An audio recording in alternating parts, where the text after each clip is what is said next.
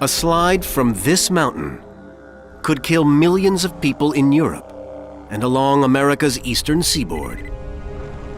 Some eminent scientists warn that it's purely a matter of time till it happens. This is the volcanic island of La Palma, 700 miles off the northwest coast of Africa.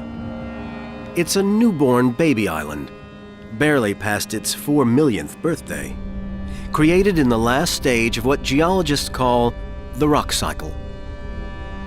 Volcanoes can form land in various ways. In Hawaii, lava gently pours from vents in the ground to build up almost horizontal layers of new rock. But elsewhere, as here on La Palma, more violent eruptions build steep-sided cones with surrounding layers of thick ash.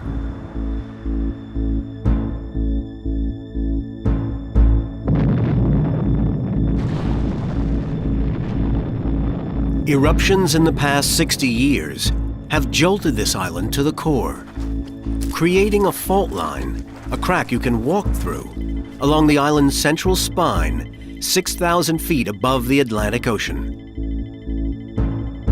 On the western side of the fault, the land fell 13 feet down, then stopped. Geologist Bill McGuire and other scientists say gas pressures could build up in a future eruption and crack open the island along this fault line. They have traced the fault for at least 9 miles along the island ridge.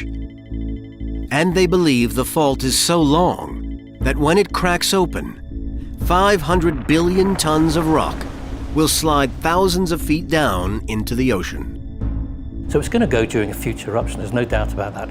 The problem is eruptions occur sometimes every 20 years, sometimes every 200 years.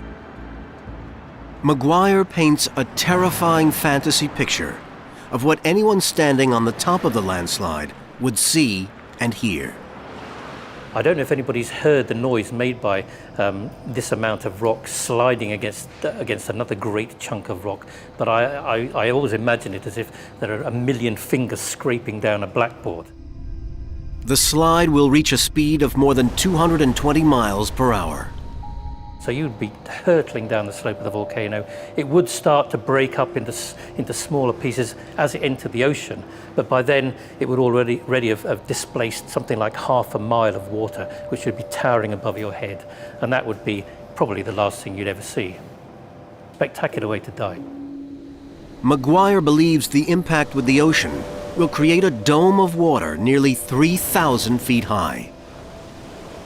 This is a massive rock which is probably bigger than Manhattan Island, and when it collapses it will generate ocean-wide tsunami, which will be at least as devastating as those that struck the Indian Ocean. The vast amount of energy pumped into the ocean will create what one scientist has called a megatsunami. Tsunami waves racing out in all directions. Computer predictions suggest they could even travel 4,000 miles toward the eastern seaboard of the United States, losing some, but not all of their power along the way. That wave will travel all the way across the Atlantic Ocean to the east coast of North America. But the water itself won't move all the way across. The individual particles in the water will transmit the energy to one another. And we can demonstrate that quite nicely on a pool table here, where the energy from this first ball I'm going to hit is transmitted through all the others to the last one. Just as energy moves from ball to ball, so the landslide energy transfers from water particle to water particle across the ocean. As the landslide's energy approaches the coast, it builds up into a massive wall of water. These deep reds and blues are computer predictions of waves 100 feet high and more. The level of destruction is difficult to quantify. It is going to be enormous, there's no doubt about that. If people are still in the cities when the collapse occurs, you may be considering millions of casualties.